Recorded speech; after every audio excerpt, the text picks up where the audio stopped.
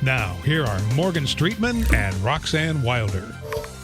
Here we go again, Monday, and we're getting it done, bringing you up to date on all of the local, national, and global stories you need. Morgan Streetman's got it all for us. Well, that's right. We ought to rework our promo there. Instead of a little something from the law, it ought to be a little something from the lab, right? Nowadays, we're always bringing you a little something from the lab, and hopefully we'll have time to get to that in today's show. But we've got so much to cover. Roxanne and I were just going over the many stories and many little nuances that we've got to cover. And I have to say, I think we need about 3 hours to do it all. So as per our usual, we'll try to cram 3 hours into 1 hour for you and bring you up to speed on a lot of new developments all around the world.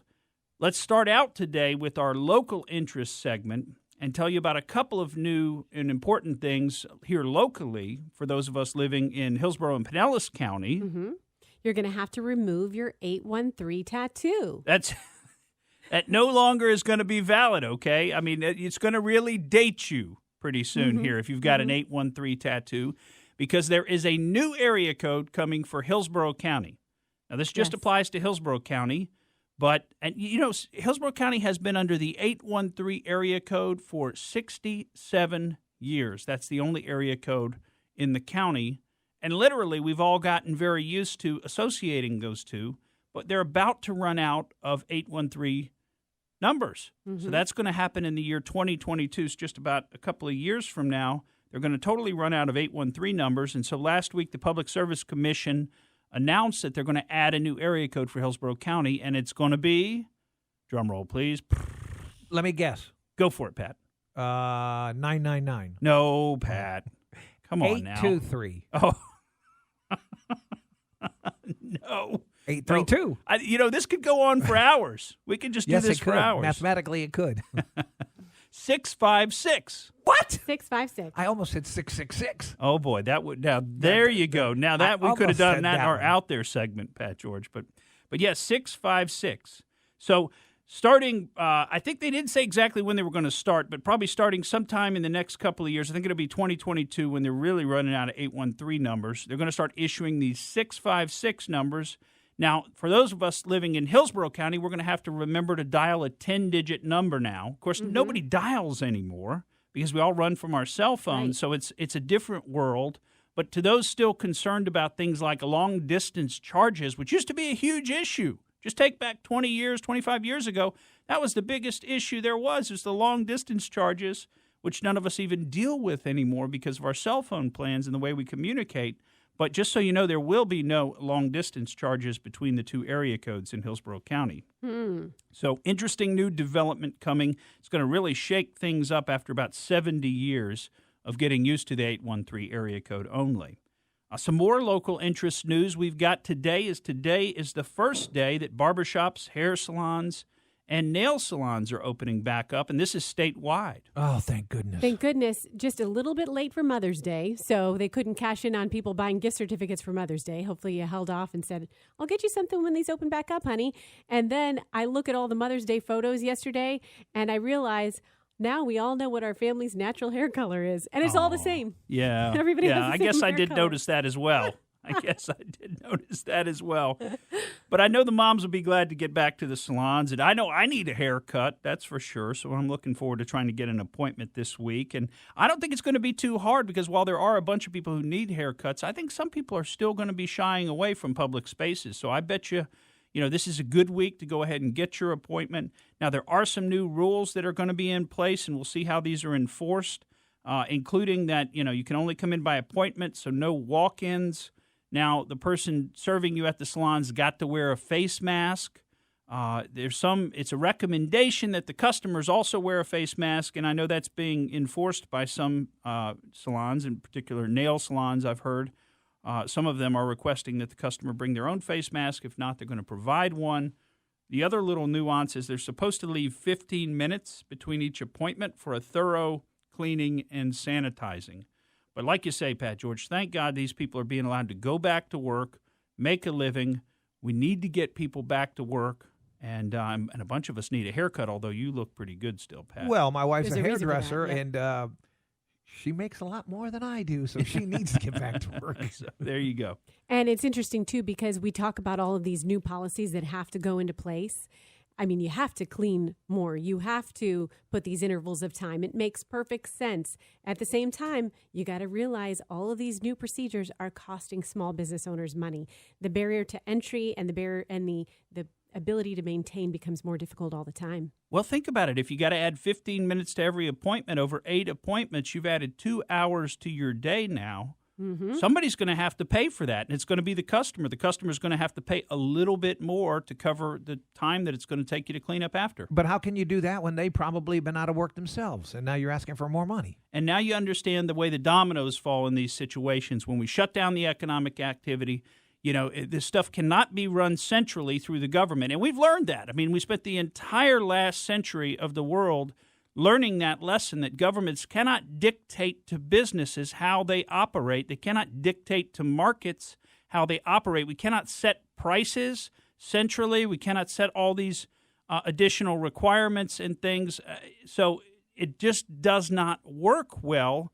And we've learned that over the last century. And that's why the United States of America, which was not a country that generally trended toward that. We were the country that was more about freedom, laissez-faire, open markets, let the markets work, let supply and demand work to determine the appropriate market price, as opposed to other countries where the price of goods and services are set by a central committee.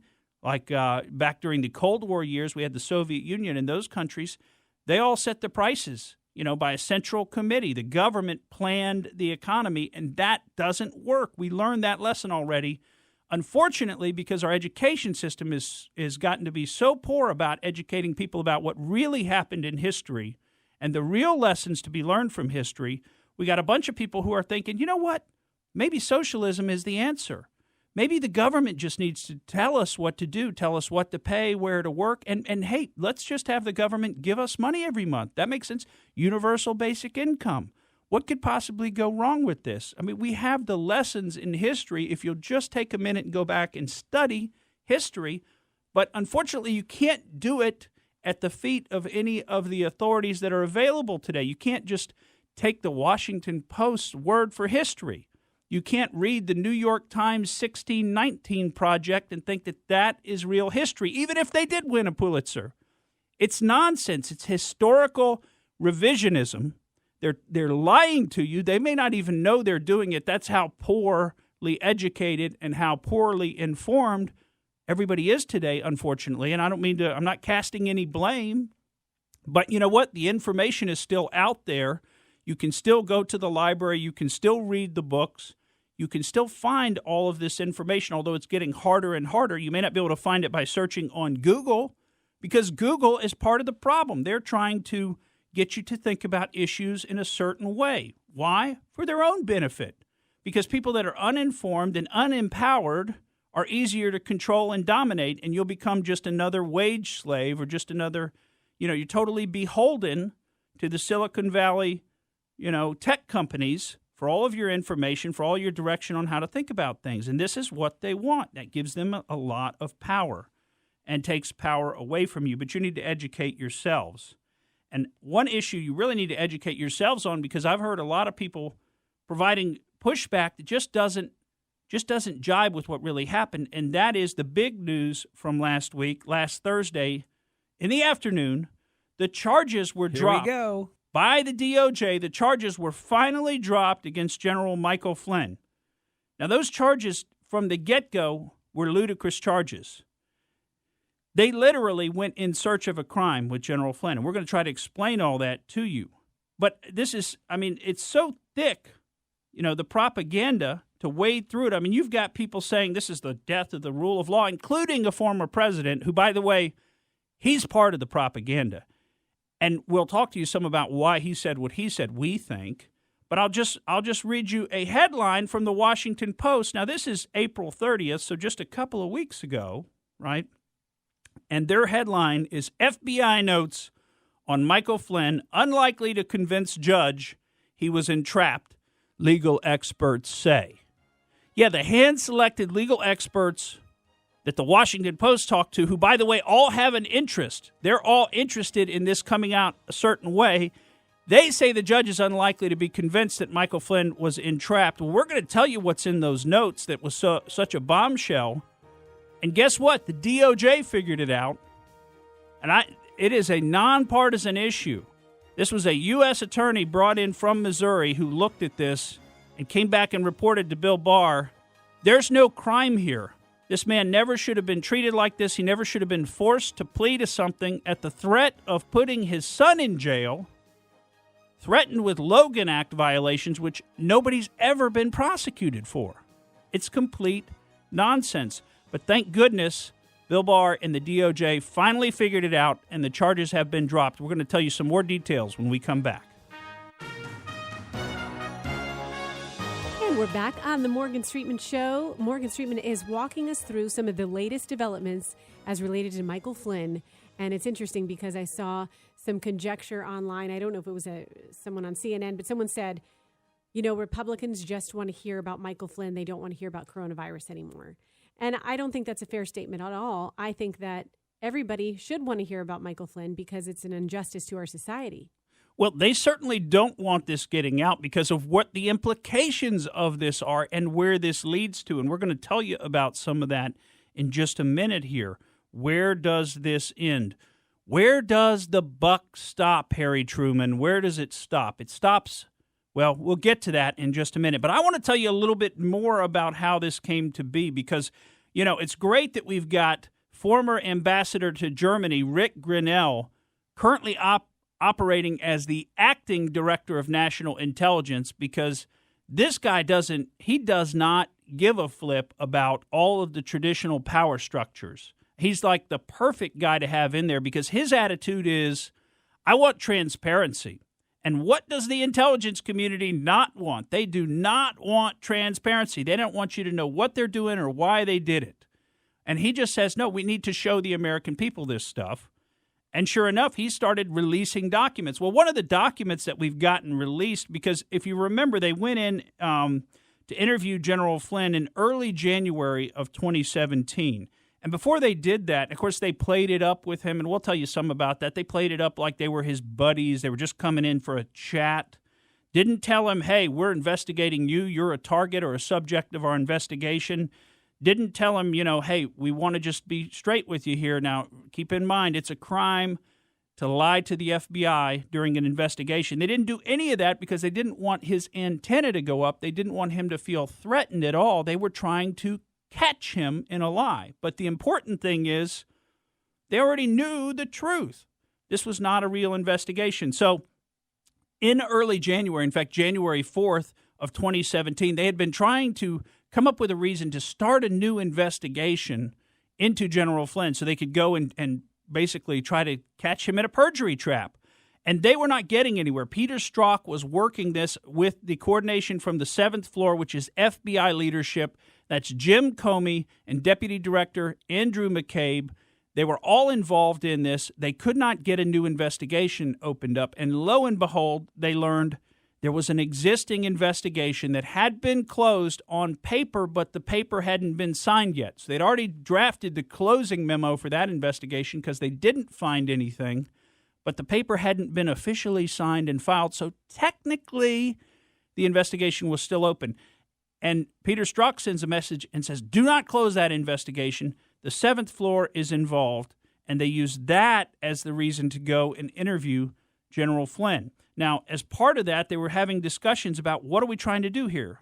And some notes came out from those meetings from Bill Priestap, who's pretty high up in the FBI as well. Again, 7th floor guy. He's in leadership. And his notes say, what is our goal? Truth/admission, or to get him to lie so we can prosecute him or get him fired? I mean, they're not just looking to prosecute somebody. They wanted to get him fired. Why? Because the message was coming down from President Obama, get rid of this guy. He had told President Trump, President-elect Trump at that time, not to hire General Flynn. Why? General Flynn's a Democrat, right? He worked for Obama for all those years. The reason is that he was exposing the fact that Obama was essentially allowing al-Qaeda to get away with things, removing information on their operatives from government databases and all of that stuff that was going on that we've touched on before on this program. It's hard to get into. We can't give you the full story right now because we want to stay on General Flynn. But General Flynn was no friend to the way that Barack Obama wanted to run his presidency, and he became an enemy of Obama's. Obama actually fired him and did not want President Trump to hire him. So here we've got one of the FBI leadership before President Trump is actually inaugurated saying, do we want to get General Flynn to lie so we can prosecute him or maybe get him fired? Think about that. That's terrible. That's not at all what the FBI is supposed to be. The FBI is supposed to be going around getting people fired? Is that their job, or are they a law enforcement investigatory organization? And the important thing is they already knew what was in that phone call. There was no secret there. Now, you remember also about this time there was a January 5th meeting in the Oval Office between President Obama, FBI Director Comey, DOJ, one of the deputies, Sally Yates, Susan Rice, the counsel at the time to the White House, and I believe a national security advisor at the time, and Vice President Joe Biden, old forgetful Joe. He was there on January 5th for this meeting where they talked about this Flynn phone call and what they might do with it.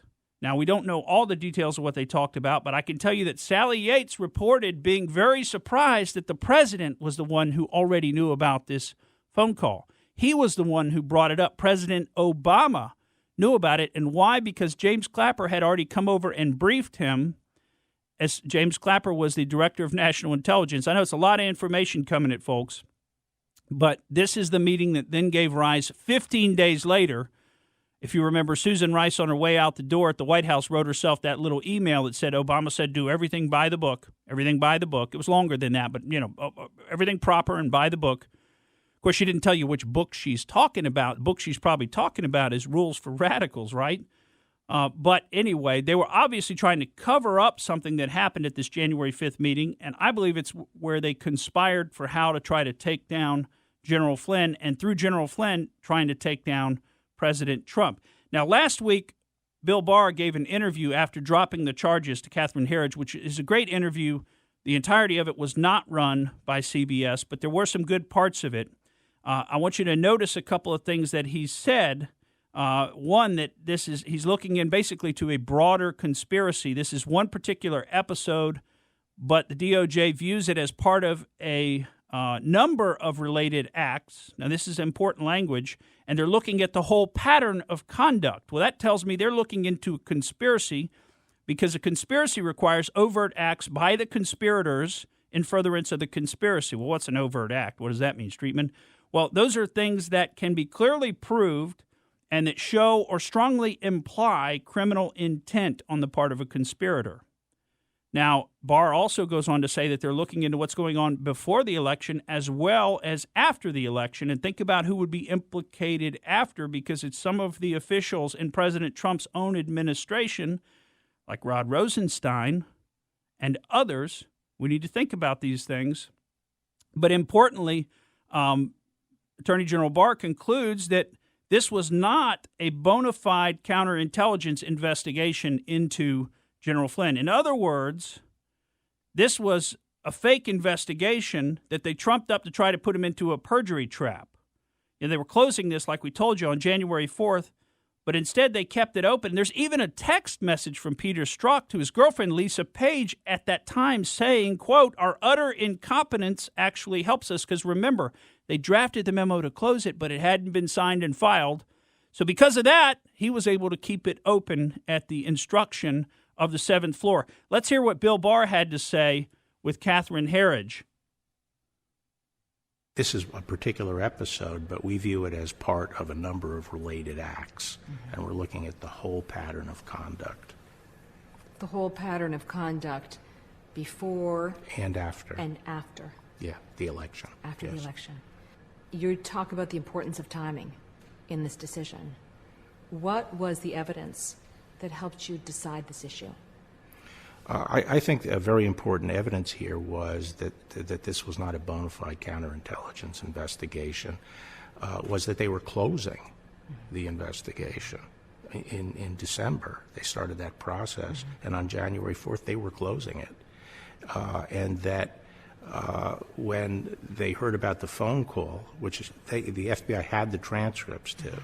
And there was no question as to what was discussed. The FBI knew exactly what was discussed. And General Flynn, being the former director of the DIA, said to them, you listen to everything. You know what was said. So there's no mystery about the call. But they initially tried some theories of how they could open another investigation, which didn't fly. And then they found out that they had not technically closed the earlier investigation, and they kept it open for the express purpose of trying to lay a perjury trap for General Flynn. They didn't warn him the way we usually would be required by the department.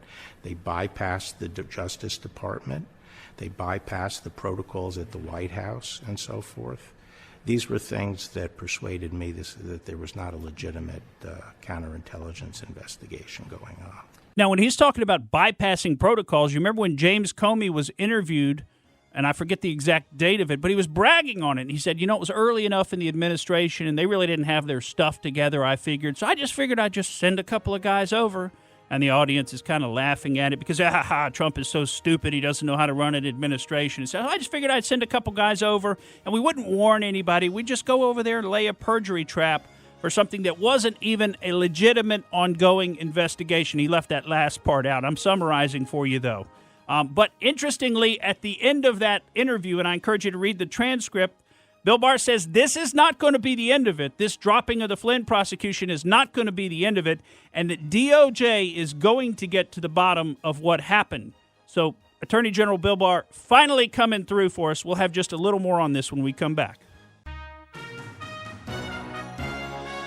Welcome back to the Morgan Streetman Show. I'm your host, Morgan Streetman, and we're going over the dropping of the charges by the Department of Justice against General Flynn. And as Bill Barr said in his interview with Catherine Herridge, this is not going to be the end of it, and I hope it's not, because somebody needs to be held accountable for this. Now, there's a lot of little details we could give you, like prosecutor Brandon Van Grack has been withdrawing from all of his DOJ cases, so there's something afoot there.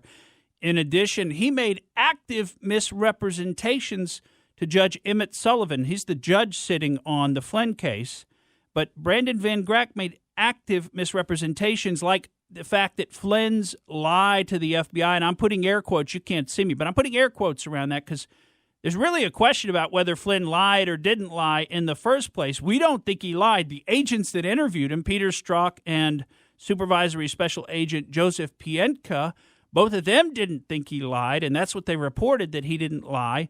But remember, they had the transcript, so that's like playing a game of gotcha. You have a phone call, and 5 or 6 weeks later, or 4 weeks, whatever the number of weeks is, somebody comes in to quiz you on exactly what was said on the phone call, and they got the transcript of the phone call. And if you make a mistake, all of a sudden, you've lied to the FBI. Now, this is not a lie like Andrew McCabe, the deputy director, made to the FBI when he denied leaking stories to the New York Times repeatedly under oath after being warned that and plus the guy's a deputy director. Like, he doesn't know it's a crime to lie to the FBI during an active investigation, but he did it repeatedly. And this is all documented, but he was not prosecuted for that. Now we got General Flynn, who wasn't even warned, didn't remember something about a conversation several weeks before, and they're playing gotcha with the guy. It's a true perjury trap. But here's the important thing. None of this is new. We knew about all of this. There's no new information that DOJ has just gotten about this. So don't miss that point. Yeah, they're finally dropping it, but we knew about this. Listen to John Ratcliffe. Now, he's up as nominee for Director of National Intelligence. And if you remember, his nomination was pulled last summer because the Republicans on the Senate Select Committee for Intelligence would not support him, including Richard Burr. But he's been renominated by the president this year. But listen to what he had to say in May of 2019, last year, 1 year ago. The Obama Justice Department was spying on the Trump campaign. The question is, was there a proper predicate? Was there probable cause to believe that there was a conspiracy or collusion between the Trump campaign and Russia? So that's the question that has to be answered. Trey Gowdy and I think, were the only two Republicans that had the opportunity to see that probable cause evidence, to see all of those FISA applications in unredacted form. and they centered around something called the Steele dossier, which was entirely false and fake. And now Bob Mueller says it was false and fake. Because remember, the Steele dossier said that Carter Page was at the center of a well-developed conspiracy between the Trump campaign and the Russian government. Carter Page wasn't charged. He was never going to be charged. The idea that he was a Russian agent was a joke. So the folks at the Justice Department, like Jim Comey and Andy McCabe and the folks at Sally Yates and others that verified this, they've got some explaining to do. And we now know with some of the evidence that we're getting, there was absolutely no basis. And Roxanne, in just a minute, is going to have some of that to share with you. But I just want to make one quick point, and that is beware Trey Gowdy. Beware Trey Gowdy, because he had access to all of the information. And even Matt Gaetz, our representative from up in the Panhandle here in the state of Florida, Representative Matt Gaetz, is basically saying beware of Trey Gowdy. And he posted on his Twitter something that Trey Gowdy said, where Trey Gowdy said that he's seen it, and the FBI did everything properly, and it wasn't about trying to get the president, right? And he said it's pretty hard to understand that quote in light of what we now know. But I also want you to hear something that Matt Gaetz said about Trey Gowdy, and then I'm going to play a quick clip from Trey Gowdy, then I'm going to turn it over. But let me just show you what Matt Gaetz had to say about why there haven't even been any arrests or subpoenas to date. Listen to this. The number one question I get asked from Americans is why no one has gone to jail and been held accountable. Unfortunately, when Nunes and Meadows and Jordan and I wanted subpoena power, it was Paul Ryan and Trey Gowdy that wouldn't give us that subpoena power. Democrats sent out hundreds of subpoenas when we had control and could have run this to ground in 2017. Mistake. We didn't send out a single subpoena, not one, and that's a failure of our Republican leadership. Now listen to Hannity jumping in there. He made a mistake. He didn't make a mistake. This is on purpose. Listen to what Trey Gowdy had to say, because Sidney Powell's pointing the finger, and believe me, the buck stops here with President Obama. Reference back to the January 5th meeting where they set this up and what Obama knew. Remember, according to the text messages between Peter Strzok and Lisa Page, the White House POTUS wants to know everything we're doing. This was run out of the White House. This was run by President Obama, by the book. Just the book was Rules for Radicals, and they didn't tell you that part. Now listen to Trey Gowdy just over the weekend, what he had to say, because this tells the tale of the tape as far as I'm concerned. Does this go all the way up to President Obama in your view? That's what Sidney Powell just told us 2 minutes ago. You know, Maria, I'm going to defer to her. For sure, he knew about it, but I would caution Republicans. You've got Comey, Brennan, Clapper, McCabe, Strzok. If that's not enough for the executive branch to be embarrassed, I mean, it doesn't have to go all the way up to the president. Come on, guys. It doesn't have to go that high.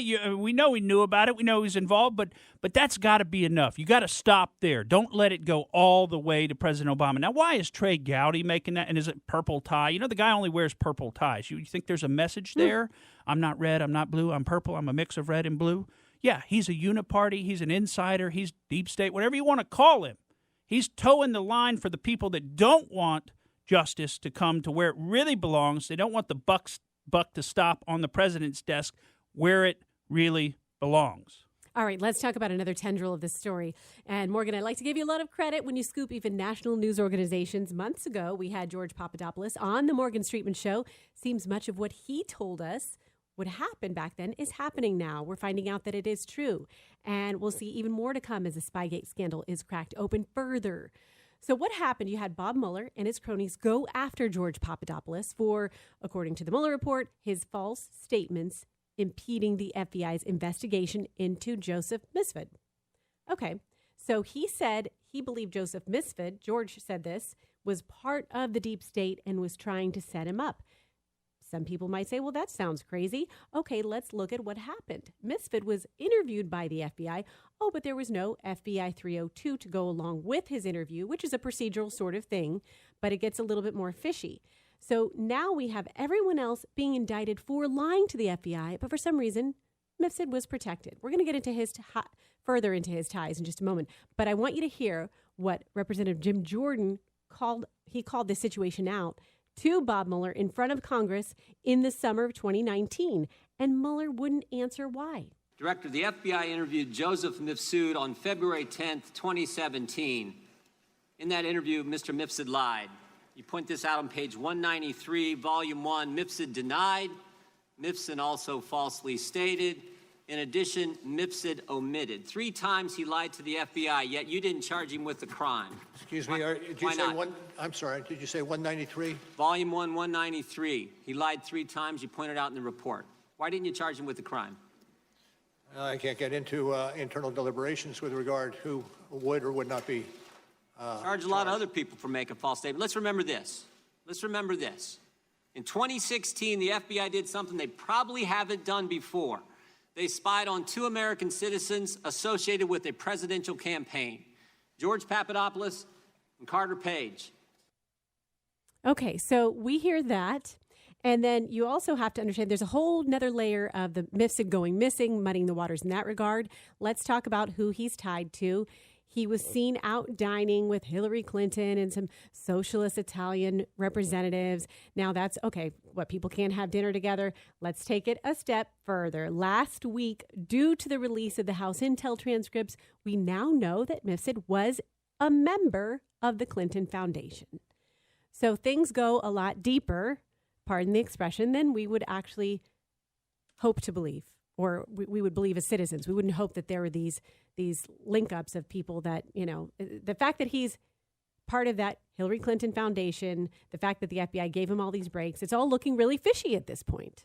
Well, there are so many necks and heads on this Hydra, so many tentacles coming out from it. I mean, they were really working all the angles, weren't they? Mm-hmm. Because some of what you're talking about just now, remember what Bill Barr said. They're looking at what happened both before the election and after the election. Some of what you're talking about right now was happening all before the election. It was happening in early and mid 2016, and then it really jumped into gear around August 2016, around that time when they opened and started actively pursuing the Crossfire Hurricane investigation. But remember, they were operating before they even had an open investigation, because we know they had put Mifsud on Papadopoulos, and they had put Halper on a whole bunch of people, including Papadopoulos and Carter Page. Halper was that, got to put quotes around professor at Cambridge, because he's really just a longtime intelligence asset.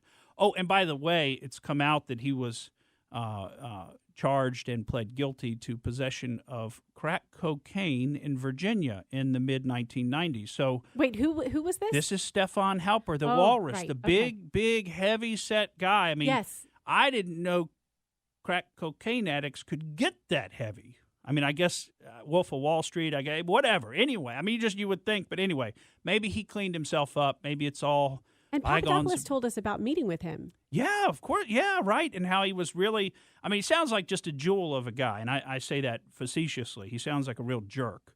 But remember, he was the one that met with Papadopoulos with Azra Turk. Mm-hmm. So the tentacles coming off of this Hydra go so many different directions. They were going to make sure that they got dirt on President Trump. Now, here's the interesting thing.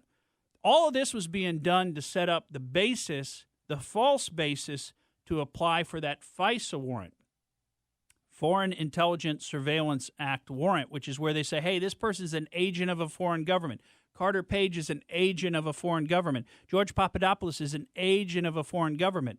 And therefore, we need to be able to listen into their communications and remember the two-hop rule. Anybody that they talk to or talks to them, and anybody that those people talk to or talks to them. I mean, you're talking thousands of people, maybe tens or hundreds of thousands of people when you get to the two-hop rule. We learned about the two-hop rule now with coronavirus.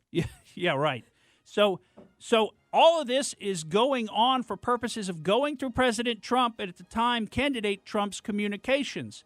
Now, you and I know if they would have found anything in those communications, that would have been leaked. They leak like a sieve when it's anything that benefits their side of things, including Jim Comey leaking information. Remember, leaked his memos to his friend Daniel Richman, who would leak them to the New York Times. So, because in his own words, he knew he could get a special counsel appointed. That special counsel, Bob Mueller, was appointed in May of 2017 and investigated for 2 years, something that we already knew by May of 2017 was false. They had nothing. They knew it.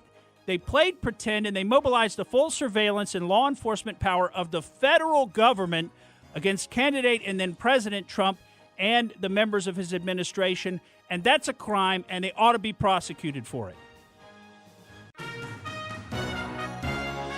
Welcome back to the Morgan Streetman Show. Roxanne Wilder, Pat George, we're all here, and we're getting ready to go out there in a few minutes, but we still, it wouldn't be a show in today's day and age if we didn't at least dedicate a portion of it to COVID-19. Oh, yeah. Well, and that'll be even part of our out there, too, so we'll slide right into it. But what I wanted to focus on before we go there, a couple of things, and I tell you, my friend Greg Hunter, who is a great reporter and analyst, he's a former mainstream media guy, and now he's got his own show on usawatchdog.com, and I highly recommend you go there, particularly Friday afternoons where he does his weekly news wrap-up, and he kind of covers the whole news of the week. He's fantastic, and you got to listen to him. But, he was really, really harping last week on hydroxychloroquine, which we haven't heard much about lately, and that's because the media wants to suppress that as a treatment. But he said, if you get sick, if you get COVID-19 coronavirus, then you tell your doctor to give you that combination therapy of hydroxychloroquine, zinc, and the Z-Pak, azithromycin. You demand it from your doctor, and you got to do it early because if you look at a lot of these studies, like the VA study, they're giving it to people right before they die and saying, oh, well, didn't work. Well, of course it didn't work. You got to get this early. This is something that interferes with the virus's ability to replicate in your system. So if your whole system is already overrun with virus load, what they call viral load, your whole body's full of this virus, it's too late. You got to get it early to stop it. That's, by the way, the same thing with remdesivir, although hydroxychloroquine has been shown to work a lot better than remdesivir. So now I wanted to play a quick clip for you from a guy named Dr. Chris Martenson. A lot of our viewers are interested in his stuff. I've been watching his videos. It's called Peak Prosperity is his group. Now, he's an actual medical doctor and a scientist, but he now has switched careers and kind of writes on economics and other things. But now he's flipped back during this coronavirus period and been writing a lot on the coronavirus, including getting into some of the genetic modifications, why it looks like it may have been modified or created in a lab. It's unlikely to have been natural. He covers all that stuff, and these are lengthy breakdowns, but he really gets into the science. He goes on to PubMed, pulls the actual studies and articles and breaks them down for you and explains it, gets into the genetic code. I mean, if you're interested in this stuff, check out Dr. Chris Martenson with Peak Prosperity. But let's hear what he had to say, because it's pretty brief, about that French study on hydroxychloroquine that was run by Dr. Didier Raoult. This is a Didier Raoult study. Early treatment. There's that early again, treatment of COVID-19 patients with hydroxychloroquine and azithromycin, a retrospective analysis of 1,061 cases in Marseille, France, and the reporting out of 1,061 treated with hydroxychloroquine and azithromycin for at least 3 days. Good clinical outcome and virological cure were obtained in 973 patients. Listen to that. Within 10 days. So that's 91.7% were cleared in 10 days. So about 92% of the people that get hydroxychloroquine early come out of it okay. So this is a chance you want to take. There's relatively little downside risk. This nonsense about heart palpitation, all this stuff, this other stuff is not. Now, look, we're not doctors, but these are risks worth taking, and there are doctors out there saying, hey, I treat patients with rheumatoid arthritis. I treat patients with lupus. We give this drug to them all the time.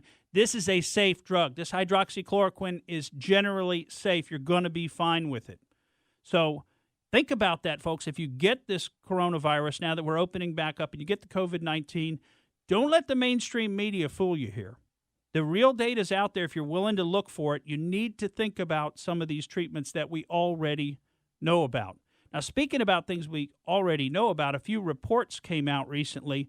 One came out, this is bombshell stuff, a leaked phone call, right? Another leaked phone call between the Chinese premier, we should just call him the emperor, Xi Jinping, and Dr. Tedros, the head of the World Health Organization, where Xi Jinping was asking Dr. Tedros in the World Health Organization not to publicly state that there was person-to-person transmission. Now, this phone call happened in mid-January of this year. They knew there was person-to-person transmission back in December. They had confirmation of that in China. But in mid-January, they don't want the World Health Organization to tell the rest of the world what they already knew. Now, lest you think this is just another intelligence product of the Five Eyes countries, this came from the German intelligence group, the Federal Intelligence Services, the BND. So this came out of Germany. It was reported in Der Spiegel over the weekend. That's a bombshell report. We have that in addition to the Five Eyes report that we covered for you last week, where they determined that it's highly likely, if not confirmed, that the coronavirus came out of the Wuhan Institute for Virology. So you can find, Washington Post, New York Times, CNN, you can find all over the internet a parade of experts that will tell you that that is false. Oh, that can't be true. We looked at the genetic code. Just trust us.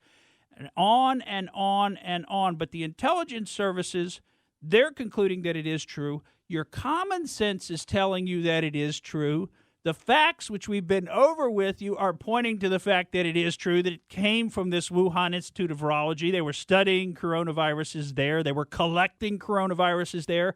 They were collecting them from bats about 1,000 miles away and bringing them back to Wuhan. Those bats didn't exist around there, those horseshoe bats that this coronavirus supposedly came from. They didn't exist around Wuhan. There was no bat soup in the Huanan seafood market. There simply wasn't, which, by the way, they've already bulldozed. And don't forget, the Chinese won't even let us into the lab. We want to go over there and investigate. But remember, we were funding this research. I mean, it's unbelievable how deep the rabbit hole goes. But don't let yourself be fooled by all this. Now, another interesting story has also come out about all this, and that is in the Weekend Australian. And we've told you from the beginning on this show that you cannot trust China. Well, the Weekend Australian has obtained some data from the Wuhan Institute of Virology. Now, we don't know exactly how they obtained it, but there was a hack. Let's just put it that way. There was a hack of the Wuhan Institute of Virology, and a bunch of data was downloaded. Now, the data also showed that China had already scrubbed a whole bunch of data from the servers. But what they did get, it showed the number of deaths in Wuhan on a report. Now, remember, China is only reporting about 4,600 deaths in Wuhan. You want to know how many are on this report? Bring it on. The report that had to be hacked to be obtained? Get ready for this number. 46,800 dead just in Wuhan, in China, from the coronavirus. Now, remember, when we told you early on, these shutdowns didn't make any sense based on the numbers coming out of China. But if that's the real number, that's the kind of thing we're dealing with. Now, one city in China, almost 50,000 dead, and that number's probably low. Now we start to understand why they may have pushed for some of these close downs. Now, that number also matches up with things like the orders and deliveries of urns for people's ashes, which are in the tens of thousands. And these are out on the internet. You can find them. Deliveries of urns to Wuhan, China were off the chart around this time. So we can't trust any of the information that the mainstream media provides us, and we got to go out there and search for it ourselves. But the truth is out there. I'm Morgan Streetman, and that's the way I see it. Thank you for listening to the Morgan Streetman Show. We hope you enjoyed what you heard, and if you did, please click like and subscribe to help us out. And remember that we recommend that you exercise your brain at least once a week.